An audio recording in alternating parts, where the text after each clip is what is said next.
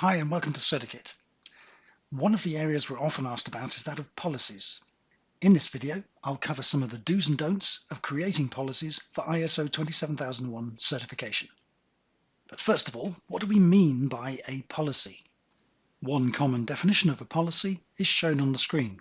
In information security terms, we would probably say it's a set of rules to follow.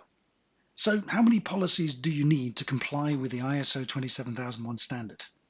Well, a simple search of the term within the standard document comes up with about 10 discrete instances where the need for a policy is mentioned.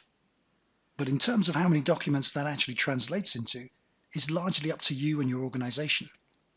You could, for example, have one single information security policy that covers everything, and some people do that. The main advantage of this approach is simplicity.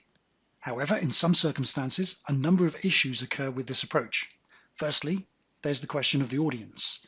Not all policies are aimed at the same people. You may have some that are intended for users, some for technicians, and again, some for a specific department, such as HR.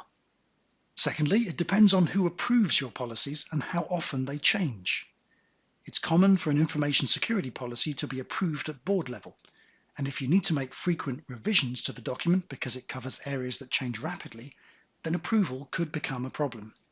So there's no single right answer to the question of how many policies is appropriate. It depends on your organization.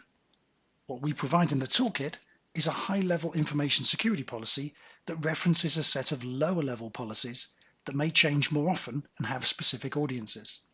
We also provide many more than the number mentioned in the standard, as we believe that having clear rules in each area of information security is a good idea. But you could decide to merge some of these together into a smaller set. Remember, the approach you take is up to you. So how could you create your policies from the template documents we provide in the toolkit? The mantra we often suggest when it comes to creating policies suitable for audit is to under-promise and over-deliver, rather than the other way round. Make sure that the policy reflects what you actually do now, rather than what you aspire to at some time in the future. The ISO 27001 standard just says you should have a policy. It isn't prescriptive about what is in it. If a statement in a template policy doesn't reflect your current practices, then simply remove it.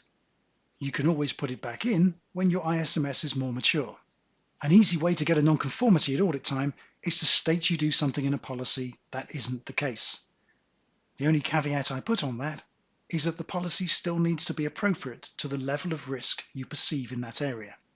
Because it's a set of rules, the language used in your policy should be sufficiently imperative. Use verbs like must and will rather than should or may, unless you genuinely want to allow something to be optional. Once you've created your policy, the ISO 27001 standard expects it to be formally approved and communicated. Failing to do either of these actions would be an audit issue. Approval doesn't have to be a wet signature on a piece of paper. Most electronic forms of signifying approval by an appropriate person are accepted. Communication means that the people who are expected to abide by the policy are aware of it and its contents. This normally means as part of new starter induction and via a suitable mechanism to publish new policies and changes to existing ones. Clear version control is essential in this. It's also important to communicate the consequences of non-compliance with your policies. This is often done as part of regular awareness training. Lastly, things do change, and it's important that your policies change with them. Put in place a regular review of all your policies and make sure you record the fact that this has happened. Policies are a great tool as part of your ISMS, and following these basic rules should help to avoid the most common pitfalls. Thanks for watching.